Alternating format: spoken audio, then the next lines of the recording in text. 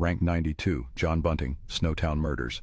May 20, 1999. Police officers entered an abandoned bank in the tiny town of Snowtown, Australia. The building had been empty for years. Dust covered the floors. The vault door creaked open. Inside were several large plastic barrels. At first, investigators thought they contained chemicals, but when the lids were opened, the smell told a different story. Inside the barrels were human bodies. 8 of them. The question that followed shocked the entire country. How could so many people disappear without anyone noticing? And who was responsible for turning a quiet town bank vault into a mass grave?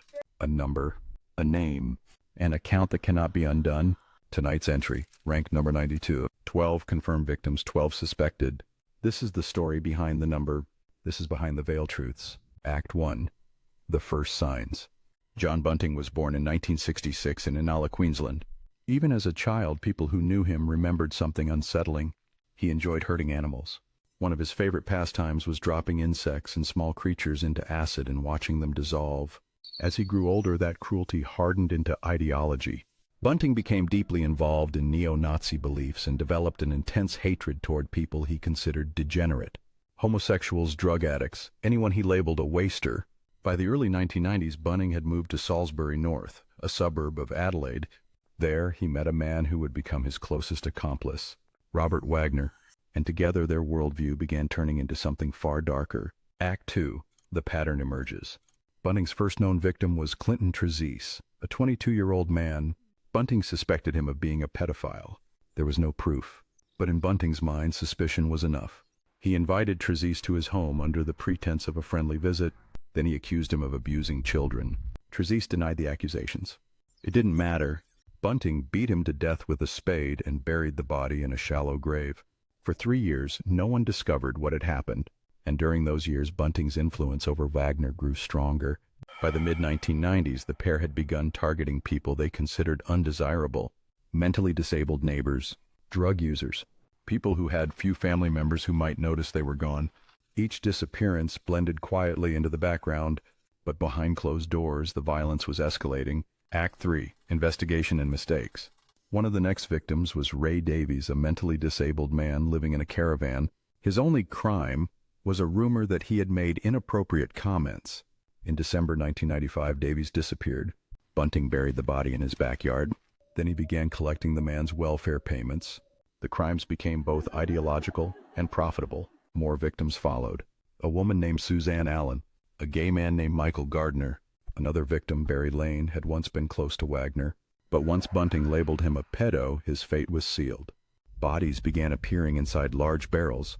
The barrels were stored in an unlikely place, the vault of an abandoned bank, in the rural town of Snowtown, and still no one connected the pattern. If you follow stories that reveal how darkness can hide in plain sight, consider subscribing to Behind the Veil Truths, where we uncover the real stories behind these numbers, because what happened next made the crimes even more disturbing. Act 4. The Discovery. By 1998, the group had grown. Another young man, James Vlasakis, had come under Bunting's influence, and the killings accelerated. Victims were tortured, interrogated, forced to confess imaginary crimes before being killed. Some victims were targeted simply for being vulnerable: mentally disabled teenagers, lonely men with no close family. Their bodies were dismembered, placed in barrels, and sealed inside the Snowtown Bank vault. For months, the vault sat untouched, a silent tomb in the middle of a quiet town. But eventually, a different disappearance triggered police attention. A woman named Elizabeth Hayden vanished. Investigators began asking questions.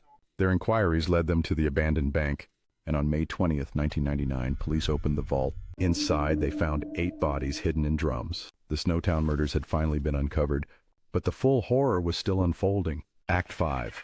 Arrest, Trial, and Aftermath. Police quickly arrested John Bunting, Robert Wagner, James Vlasakis, Mark Hayden. Investigators soon realized the murders stretched far beyond the bodies in the bank vault. Victims had been killed across multiple locations over several years.